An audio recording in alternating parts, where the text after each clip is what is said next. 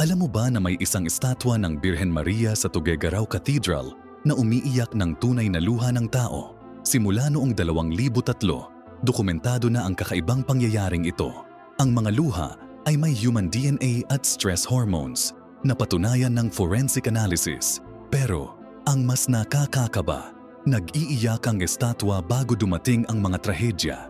3 araw bago tumama ang Typhoon Labuyo, umiyak ang estatwa. Ilang oras lang bago ang malaking lindol noong 2019, may mga luhang tumulo. Ang pinakakakilabot, sa kaliwang mata lang umaagos ang luha, katulad ng mga kwentong lumang Nuestra Señora de Piat noong ika-17 siglo. 23 beses nang nahulaan ng estatwa ang mga trahedya, eksaktong bilang ng mga mamatay, eksaktong lugar. Sa security footage, nakita ng gumagalaw ang mga mata ng estatwa, sumusunod sa mga taong nagsisimba. Sa mga audio recording, may mga bulong sa iba nagdialect, mga babala tungkol sa mga darating pang kalamidad. Lahat ng sinabi, natutupad.